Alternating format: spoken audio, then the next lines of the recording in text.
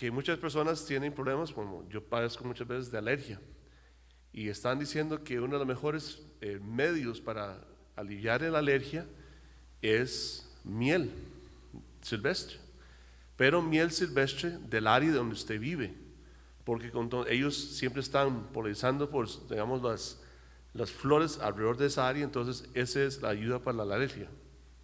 No sé si le ayudó a Juan, pero es algo que él comía. Además de eso, sabíamos que él tenía se puede decir, una forma de vestirse también particular, porque él se vestía de piel de camello y tenía una cinta de cuero que él ponía alrededor de sus lomos, con una faja. Ese era su vestimento. Una persona que si uno lo viera en San José o lo viera entrando aquí, uno dice, ok, este señor es un poquito diferente, no una persona que se viste normal. Pero las personas interesadas en la teología saben que era también el predecesor del Mesías, el que iba a venir antes del Mesías. Esto es casi todo lo que muchos saben acerca de él. Pero Jesús dijo algo muy interesante acerca de Juan el Bautista que no dijo de otras personas. Dice en Mateo capítulo 11, versículo 11, dice, entre los que nacían de mujer no se ha levantado otro mejor que Juan el Bautista. Entonces había algo muy particular que yo creo que vamos a aprender mucho acerca de Juan el Bautista, que nos va a ayudar a nosotros como nuestra propia vida cristiana. El Evangelio de Juan también no nos da mucha información acerca de Juan el Bautista, pero es porque él tenía otro interés en explicar. Pero sí tenemos mucha información, o más información si podemos decirlo, en los otros evangelios de Mateo, Marcos y Lucas acerca de Juan el Bautista. Por ejemplo, el doctor Lucas, que escribió el Evangelio de Lucas, nos da la información de Juan como una persona que nació de un sacerdote mayor que se llamaba Zacarías y una mujer ya posmenopáusica llamada Elizabeth, que eso en sí fue un milagro. Su nacimiento afectó a la atención de todos que vivían en la comunidad de Judá. Juan era también nazareo y él nunca se cortó el pelo, nunca tocó nada muerto y tampoco tomó nada de la vid de uvas, que ese era el pacto que él había hecho. Fue también escogido por Dios antes de su propia concepción y él fue profetizado como el precededor del Mesías, como dice en Isaías capítulo 40, versículos 3 al 5, donde él estaba diciendo que él iba a venir anunciando al mismo Mesías. Juan el Bautista no creció en una corte del palacio, más bien Lucas dice que el niño creció y se fortaleció en espíritu en lugares desiertos hasta el día de su manifestación. Lucas 1:80. En otras palabras, él vivió en un desierto. Yo sé que muchos de nosotros hemos ido a la playa, no tenemos la experiencia de ir a un desierto. Sí tuve yo brevemente en el área donde está el Mar Muerto. Es un lugar bastante caluroso, porque si ustedes saben un poquito del Mar Rojo, el Mar Muerto está debajo del nivel del mar. Entonces es un lugar bastante caluroso. Y si usted cuando va a Israel, hay lugares en el desierto que no hay nada, o sea, absolutamente nada, arbustos. Si ustedes han visto una buena película del oeste, ustedes a veces ven cuando una persona que haya tal vez robado de un banco, siempre toma la ruta más difícil para que los que le siguen digan que no. Entonces estamos pensando de una persona que vivió en un lugar muy desagradable, pero ahí estaba. Pero en el silencio del lugar, Juan tuvo comunión con el autor de la verdad.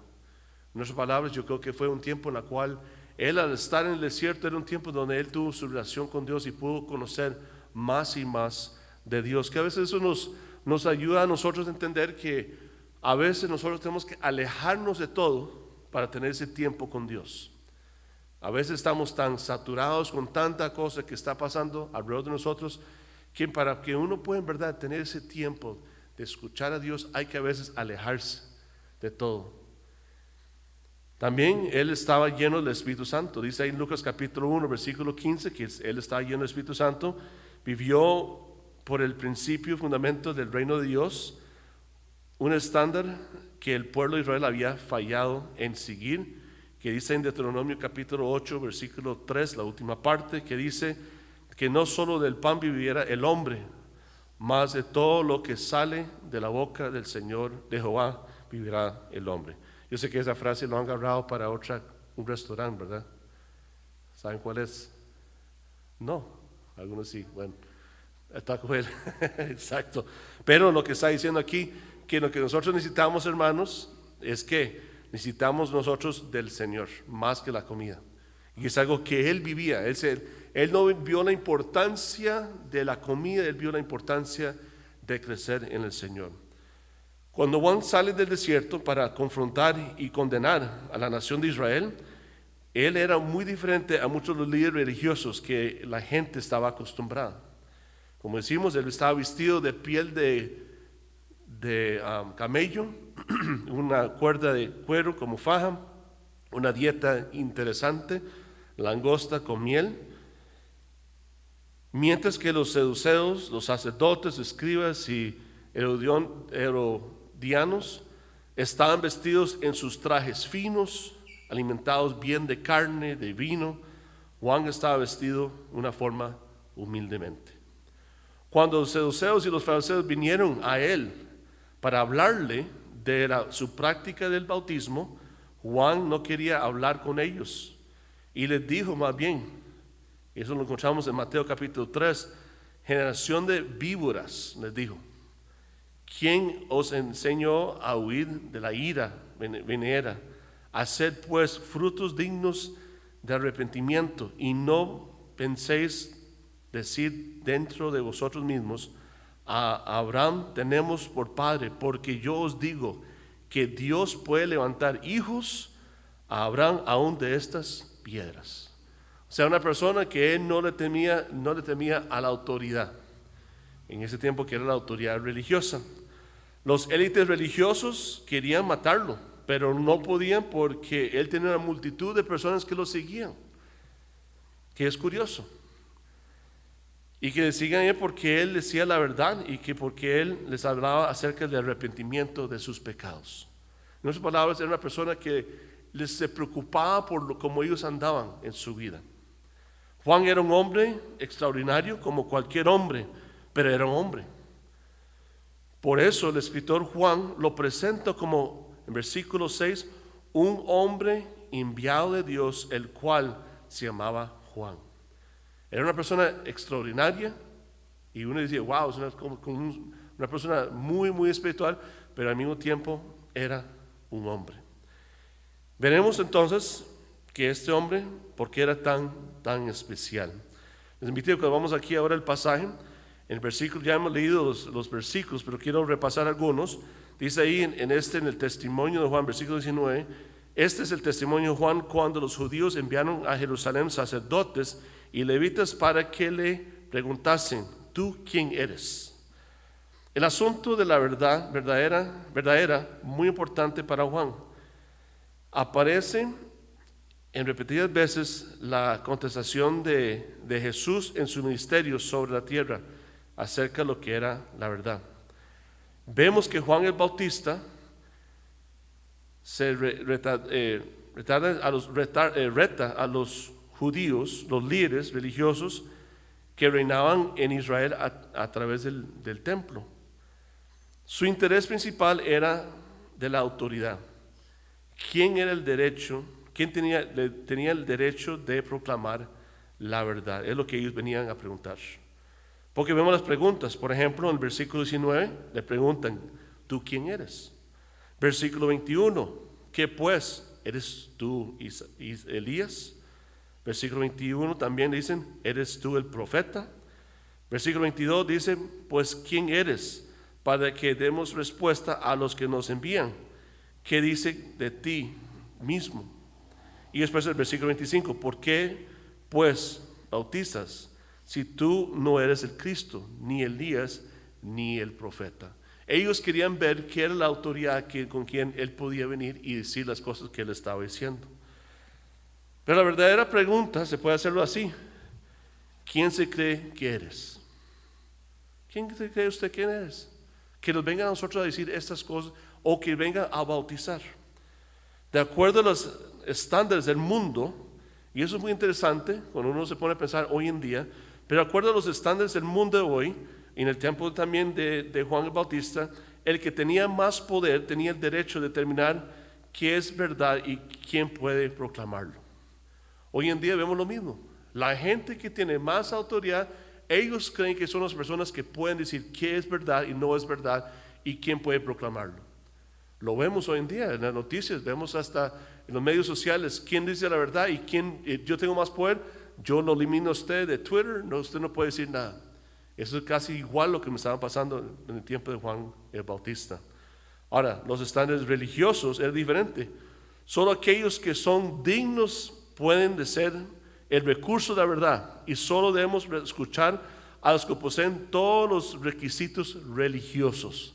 En otras palabras, solo la gente que eran sacerdotes o fariseos, los que tenían ese puesto religioso, esos son los que podían decir la verdad, nadie más.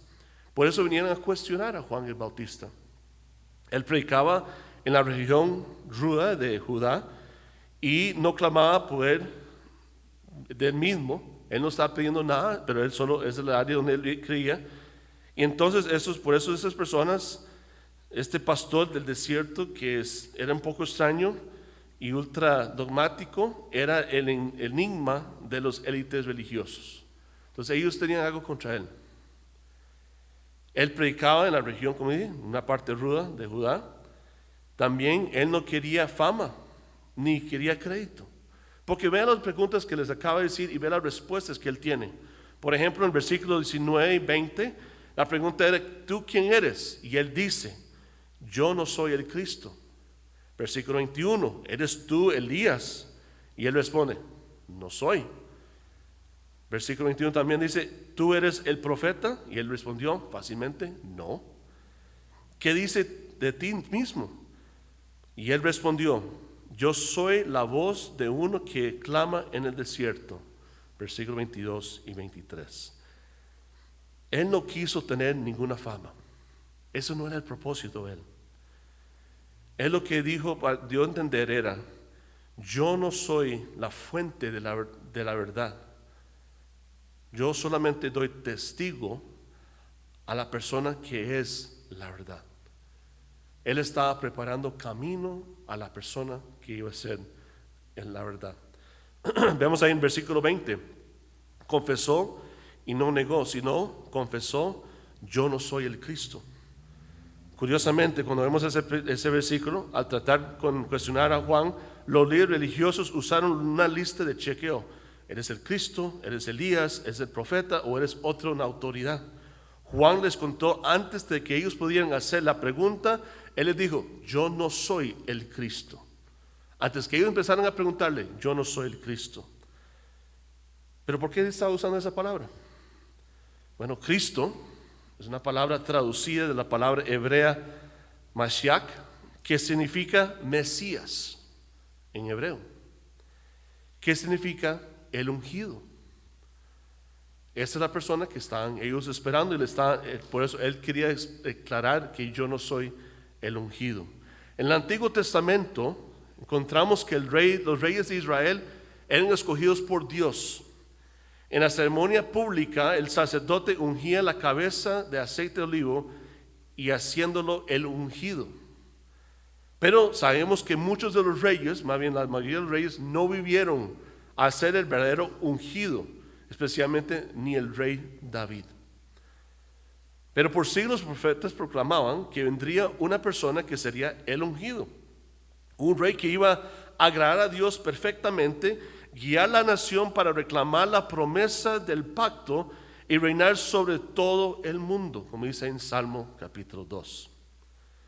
Para el primer siglo los judíos esperaban que alguien con el poder impresionantemente poderoso que quitaría el reinado de los romanos. Ellos estaban esperando a ese Cristo, ese ungido, esa persona escogido de Dios, ungido para venir y librarlos a ellos del imperio romano.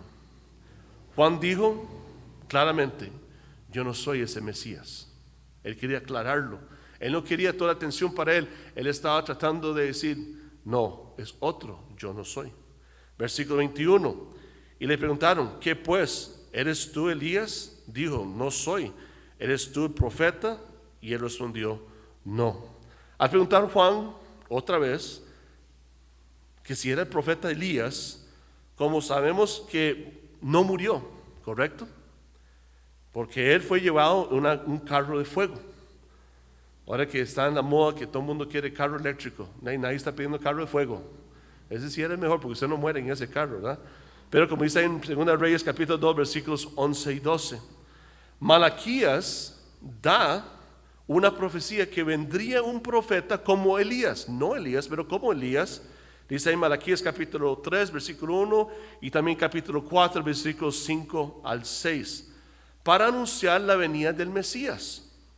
Muchos tomaron las palabras del profeta literalmente pensando que Elías iba a regresar de nuevo.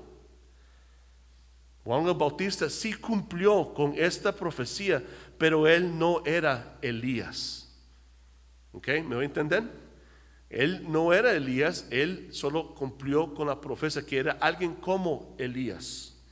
Cuando le preguntaron a Juan si era el profeta, estaban pensando en la profecía de Moisés que dice ahí en Deuteronomio capítulo 18 versículos 15-19 que él está hablando. Moisés se refería al Mesías, pero muchos de los judíos del primer siglo aceptaban la idea que el profeta y el Mesías eran dos personas diferentes.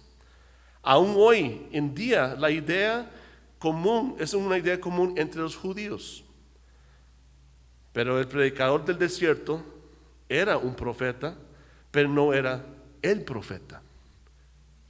¿Ok? Y eso es lo que ellos querían, que él estaban preguntando si era el profeta. Entonces vemos no solo eso, pero también versículos 22 y 23 le dice, le dieron pues, ¿quién eres? Para que demos respuesta a los que nos enviaron. ¿Y qué dices de ti mismo? Versículo 23, y dijo, yo soy la voz de uno que clama en el desierto, enderezarás los caminos del Señor, como dijo el profeta Isaías. Como los líderes religiosos ya habían terminado su lista de preguntas a esta persona y creen que Juan no les iba a preguntar quién era, Juan no tenía credenciales personales para enseñarlos, pero sí sabía que él tenía un propósito. Y el Evangelio de Juan refleja este mensaje claramente. O sea, ellos trataron de ver que era una persona con una identidad, con credenciales importantes, pero no, él ya les iba a decir qué es lo que estaba haciendo él. Porque lo vemos en versículos 7 y 8 del mismo capítulo 1, vemos que dice en versículo 7, este vino por testimonio para los 10 testimonios de la luz, a fin de que todos creyesen por él. No era él la luz, sino para que diese testimonio de la luz. Y versículo 15 igual, Juan dio testimonio de él y clamó diciendo, este es el quien yo decía, el que viene después de mí es antes de mí porque era primero que yo. Juan sabía su propósito. Juan el Bautista sabía que su propósito no era que toda la gloria era para él, pero para que él alistara el camino del Mesías. Nos hace recordar a nosotros que nosotros no somos las personas que deben estar en la luz, por decirlo así, pero debemos anunciar la persona que sí es la luz verdadera. Como he dicho muchas veces, somos la luz a este mundo, pero en verdad no somos la luz, somos el reflejo de la luz verdadera, como la luna. Yo he usado ese ejemplo muchas veces. La luna, usted lo puede ver una noche clara, cuando hay una luna llena, lo vemos, ¿por qué? Porque está reflejando la luz del sol. La sol es la verdadera luz. La luna no tiene luz por sí mismo, pero refleja la luz y nosotros podemos ver en la noche. Igual nosotros, hermanos, debemos ser personas que reflejen la luz de Cristo para que no nos vean a nosotros, pero que vean Cristo a través de nuestras vidas. Y Juan Bautista lo que estaba haciendo, la atención no era para él. Él no quería la gloria. Él venía como el vocero. Él venía con la persona que venía a decir, viene uno más grande que yo. Y como decía en el versículo 15, él viene después de mí, es antes de mí porque era primero que yo. Él sabía quién estaba hablando. Para evitar cualquier error, él decía que él no tenía importancia. Se describe a él mismo como una voz. Hermanos, eso somos nosotros. Una voz. Somos testimonio. ¿Testimonio de quién? De Jesucristo. Igual como vemos aquí. Decía que no era profeta, aunque sí lo era. Él no era hombre de Dios dignamente notable como otros, pero aunque sí lo era. Su descripción venía de Isaías capítulo 40, versículo 3.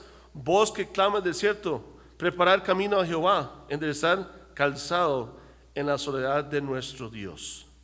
Era un mensajero que iba antes de los reyes, anunciando la venida del rey. Él era una voz. En los tiempos antiguos, cuando venía un rey que después venía de un camino, siempre había una persona que iba antes a anunciar: detrás de mí viene el rey de X lugar. Ese era Juan el Bautista. Él no quería toda la atención, lo que él quería que la atención fuera sobre el Mesías. Vemos también en versículo 24 al 28, que nos habla ahí. No voy a entrar al versículo, pero sí los voy para que veamos. Los fariseos se preocuparon por las reglas, regulaciones, ritos y derechos.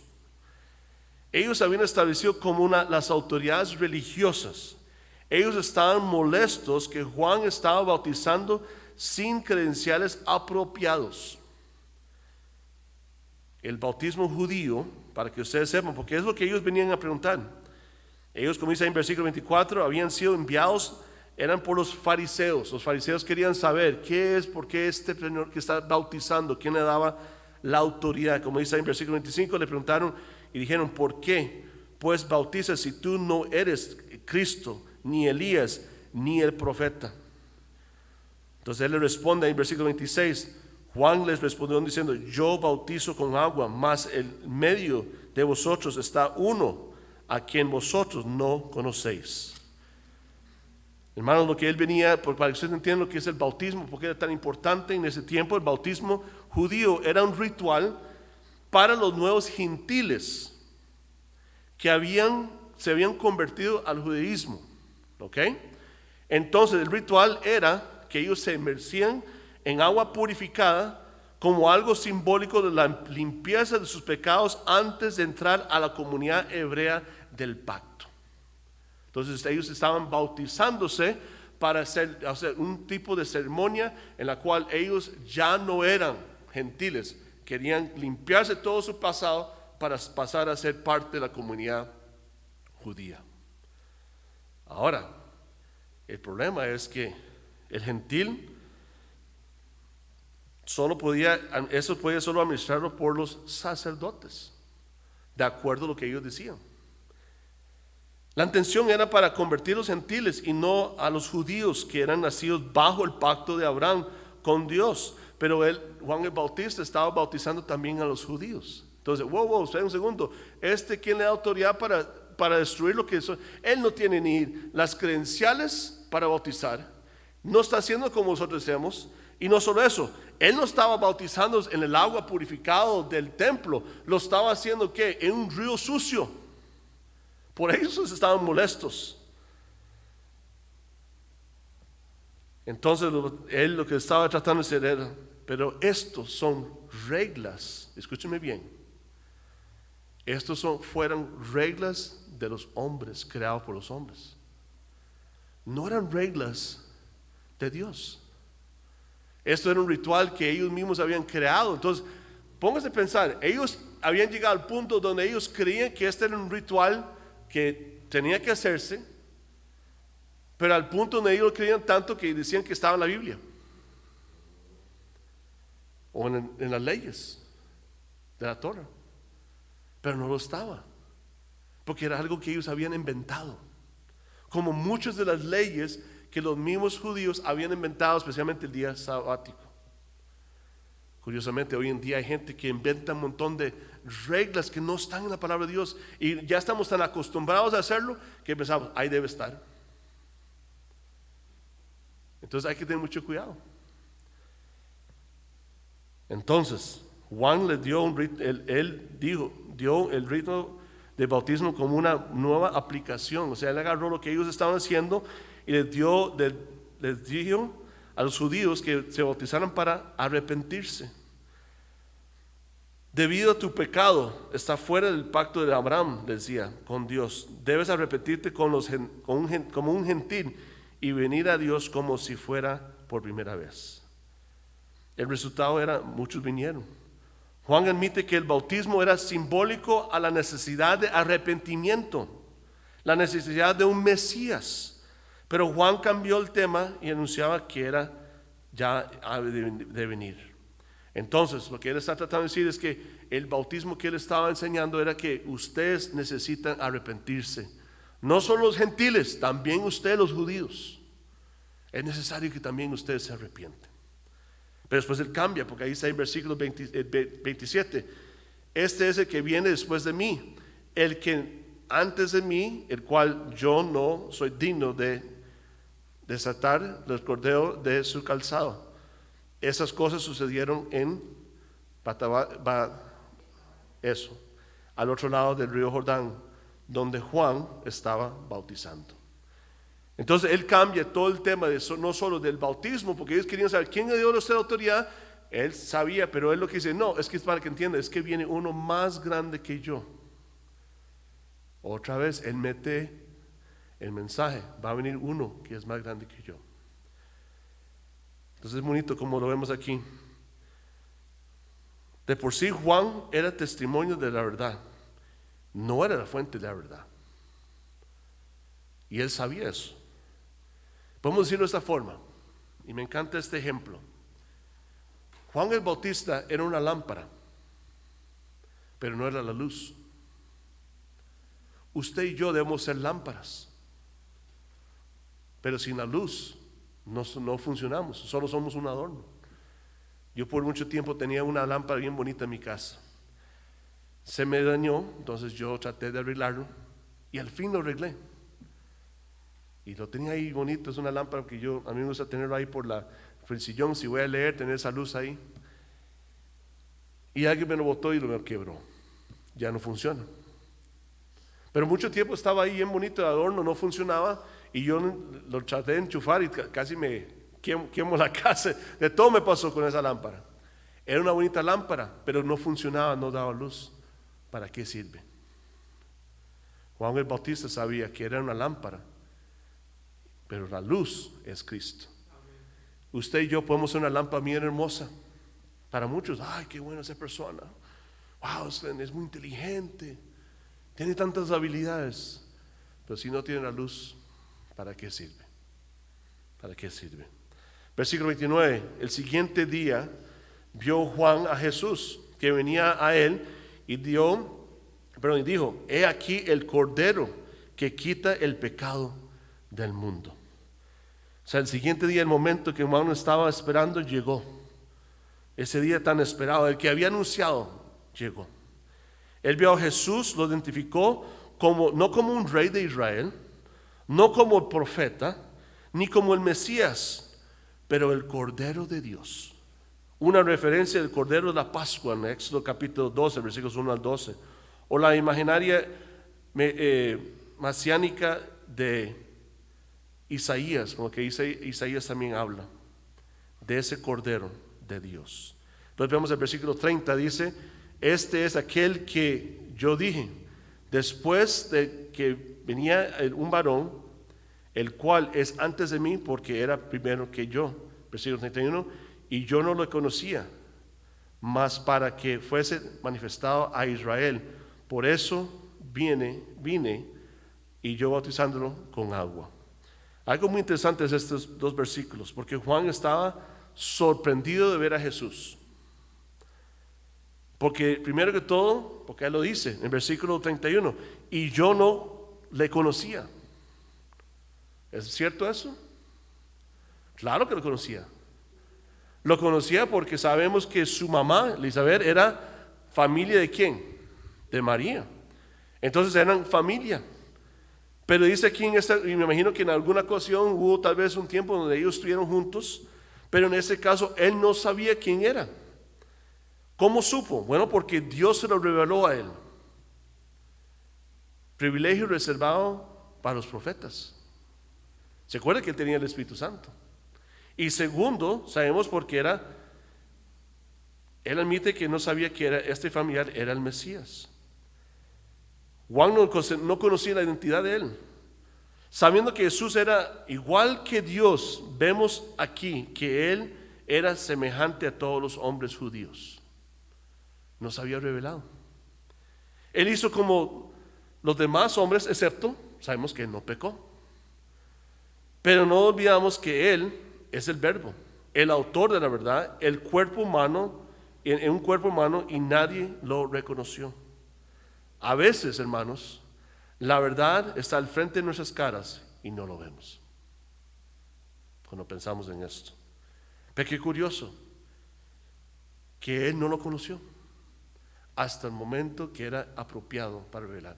Que eso es curioso porque también hay libros que no están aquí. Hay personas que han escrito libros de la infancia de Jesús, pero ellos no sabían, porque nadie sabía quién era hasta que era el momento para revelarse en ese momento, y vamos a ver por qué. Todo bajo el plan de Dios, pero al mismo tiempo nos recuerda que él era una persona humana, como él dijo. Él vino, sufrió, tenía hambre, se cansaba, todo igual como usted y como yo. Y aquí lo revela de nuevo, que él no era algo diferente de todos los demás, era una persona igual, y hasta que él vino en ese momento y fue revelado por el Espíritu Santo, en ese momento él reconoció: este es el Cordero de Dios, este es. Y él estaba sorprendido. Wow, yo jugaba con Jesús y ahora sí ya entiendo.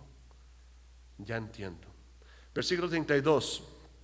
También dio Juan testimonio diciendo: vi el Espíritu que descendía del cielo como paloma y permaneció sobre él. Versículo 33. Y yo no lo conocía, pero el que me envió a bautizar con agua, aquel me dijo: sobre quien veas descender el Espíritu, y tú permanecerá, y que permanece sobre él, ese es el que bautiza con el Espíritu Santo. Versículo 34. Y yo le vi y daba testimonio que este es el Hijo de Dios. Sabemos por otros evangelios que Juan el Bautista bautizó a Cristo, pero aquí no menciona nada de eso. ¿Han notado? No hay una descripción de que él vino, fue bautizado, no lo hay. Juan quería ser muy cuidadoso, el autor de este libro, porque él quería poner el enfoque sobre la superioridad de Jesucristo, enfatizar el rol de Juan el Bautista como el testigo. Quería que vieran: este Juan es el que da el testimonio, es la voz a este Mesías y la superioridad de esta persona. Tal vez es porque es una palabra, se usó la palabra bautizo 3 veces en este contexto, con la palabra griega oída. Si lo pronuncio bien, si no lo pronuncio bien, lo bonito es que ustedes no van a saber si lo pronuncio bien o no. ¿Cierto o no? Si Henry sabe esa palabra, no, qué bueno. Entonces no, así se pronuncia. ¿Qué significa saber, reconocer o conocer? Y vemos en 3 versículos, muy curiosamente aquí en versículo 26, por ejemplo, dice: yo bautizo con agua, mas en medio de vosotros está uno que vosotros no conocéis. Ahí está la palabra. Después en versículo 31, y yo no lo conocía, mas para que fuese manifestado a Israel, por esto vino yo bautizando con agua.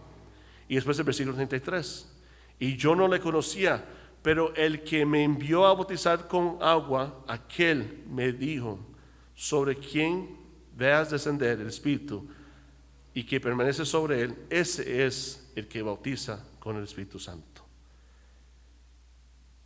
Es interesante conocer eso. Él no conocía el rol, por eso Juan el escritor es cuidadoso en decir: esta era la persona que bautizaba, pero él no conocía el que iba a venir.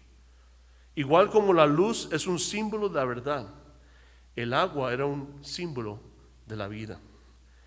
El bautismo de Juan era simbólico de que iba a venir y ocurrir en medio de la ceguera espiritual. Porque sabemos que era, como lo hacemos aquí, en la muerte, sepultura y la resurrección. Por eso dice, el agua es vida. Él estaba dando ya como profeta lo que iba a ocurrir.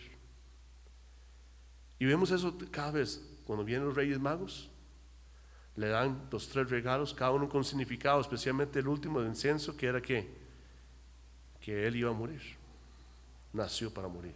Y aquí está empezando su ministerio, porque sabemos que fue en el momento que él empieza su ministerio, cuando fue bautizado. Inmediatamente vemos, está dando ya el ejemplo, esto es lo que va a ocurrir con mi vida. Igual manera, hermanos, aunque yo he visto fotos donde están solo chorreando agua, no, era inmersión. Porque recuerdo que les estaba diciendo anteriormente, para el judío, o sea, con ellos, el gentil, cuando hacía ese rito, esa ceremonia, él era sumergido completamente. Usted no tenía que dejar su forma vieja de ser para ser un judío, para entrar a lo que era bajo el pacto de Abraham. ¿Me doy a entender? Entonces era inmersión completa, no era parcial. Y aquí vemos, y no solo eso, dice entonces Jesús, el Verbo, entró en la cena, bautizando en el Espíritu Santo, que era auténtico, vida abundante, probando su identidad como el Mesías. ¿Qué era el Mesías? Vean qué curioso esto. ¿Qué era el Mesías? ¿Qué significa? El ungido. Ungido, el rey era ungido ¿con qué? ¿Qué es el Espíritu Santo? El símbolo de aceite. Y en ese momento, como él le está diciendo, cuando venga el Espíritu Santo, lo unge. Este es el ungido, el verdadero Mesías, el Cristo. Vea qué hermoso. Cuando vemos lo que está tratando de hacer, lo que está hablando es que Juan estaba anunciando el vocero. Él estaba preparando todo eso, diciendo, no, el que viene, ese es como él está diciendo en el versículo 32, también dijo Juan testimonio, diciendo, vi al Espíritu que descendía del cielo como paloma y permaneció sobre él. Qué hermoso. Está dando nosotros la descripción de lo que está ocurriendo. El autor del Evangelio termina como empezó. Versículo 19 y versículo 34. El versículo 19 dice, este es el testimonio de Juan. Y después el versículo 34 dice, y yo le vi y era dado testimonio de que este es el Hijo de Dios. Juan el Bautista da testimonio que él solo era una lámpara y Cristo era o es la luz. El propósito de la lámpara es de sostener la luz que alumbra todo. Amén. Qué hermoso cuando vemos esto, lo que está viendo aquí. Ahora quiero enseñarles algunas aplicaciones para ir terminando esta noche. Primero que todo, Juan era extraordinario, pero era solo humano. Eso nos da esperanza. Juan tenía el Espíritu Santo en él. Nosotros tenemos a Cristo, tenemos el Espíritu, y si tenemos a Cristo, tenemos el Espíritu Santo también. Igual como él escuchó y fue obediente, nosotros también lo podemos hacer. Juan era obediente a su llamado. Él sabía su propósito. Él sabía que era la voz en el desierto. Él sabía que su propósito era a preparar el camino para el Mesías que venía atrás. No sabía, ya sabemos, no sabía quién era, pero ya le habían dicho, usted sabrá quién es. Y él supo cuando vino, aquí está el Cordero de Dios. Nosotros también tenemos el Espíritu Santo. Nosotros también debemos ser obedientes como él, como Juan. Juan, vean hermanos, pónganse a pensar la vida que él vivió. Una persona que estaba dispuesto a vivir esa vida ¿por quién? Por el Señor, para cumplir con su propósito. A veces nosotros nos hemos desviado por otras cosas y no estamos viviendo como Dios nos ha llamado a vivir. Tenemos un llamado. Tenemos que buscar la voluntad de Dios para nuestras vidas. Amén. Segunda cosa, era una lámpara. pero no era la luz. Era una voz, pero no era el verbo. No olvidamos que solo somos los mensajeros y debemos ser fiel a Cristo y llevar el mensaje de las buenas nuevas. Nosotros tenemos ese mensaje. Nosotros también tenemos la voz para compartir a otros acerca del verbo, del logos, de Cristo. Igual como Juan, también nosotros tenemos que llevar lo que nos dice. Número 3, Juan era útil, pero no era indispensable. Eso es un ministerio. Y crees que no podemos funcionar. A veces uno está en el ministerio y uno cree que no puede, el ministerio no puede funcionar sin usted. Hermano, los ministerios, las cosas que uno cree que puede hacer, gracias a Dios uno puede hacerlos. Uno está en ese lugar porque Dios lo ha dado como un privilegio de servirle a Él. Pero el ministerio no da vueltas alrededor de mí. El ministerio debe de siempre enfocarse ¿a quién? A Cristo. Porque si uno se pone a pensar, el cementerio está lleno de personas que pensaban que eran indispensables. Nadie es indispensable. Pero una cosa es cierta: nuestro enfoque siempre debe ser sobre Cristo.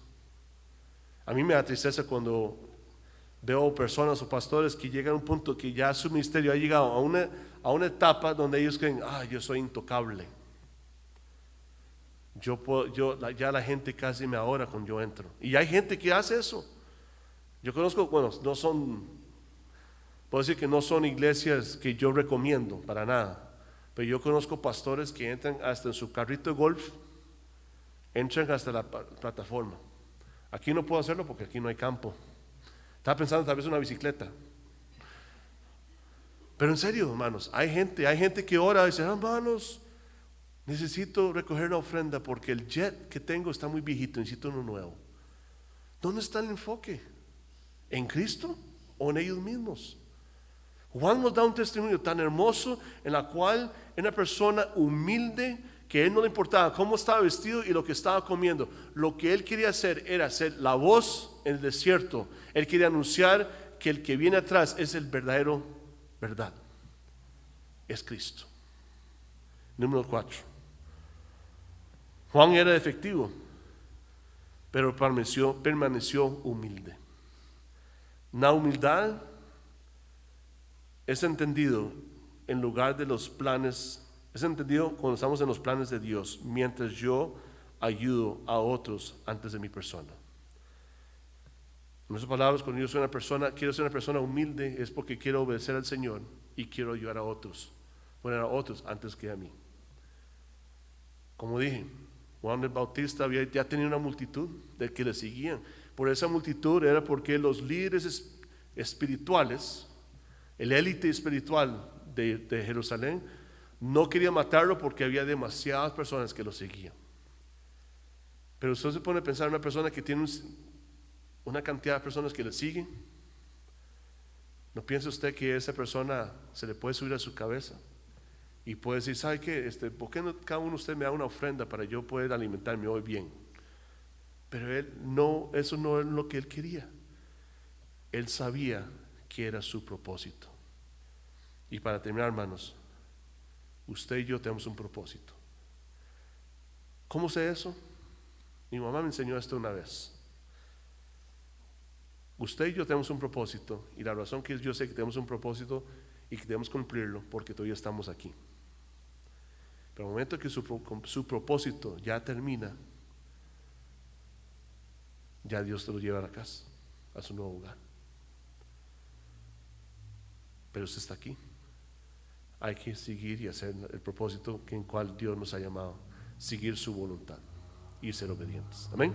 Vamos a orar. Señor, te damos gracias por tu palabra. Damos gracias por el privilegio de poder estudiar ese pasaje.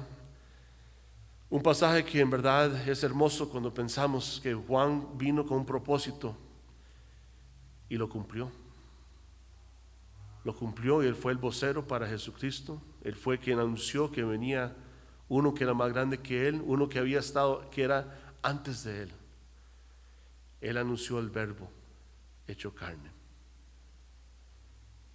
Qué hermoso ver ese testimonio. Y al mismo tiempo, Señor, yo te pido que nosotros también podamos dar testimonio como Juan, anunciar de este Cristo, tu Hijo, y lo que ha hecho cuando Él vino aquí en la tierra, a morir por nosotros, a pagar el precio del pecado, a ser sepultado, pero no quedarse en la tumba, al tercer día resucitar como Él dijo que iba a hacerlo. Te pido, Señor, que nosotros podamos llevar esas buenas nuevas, que Cristo vive, la tumba está vacía, y que nosotros podamos anunciar que Él es la esperanza que nosotros estamos buscando. Él es la verdad, Él es la vida, Él es el camino hacia ti. Te pido en el nombre de Cristo Jesús. Amén.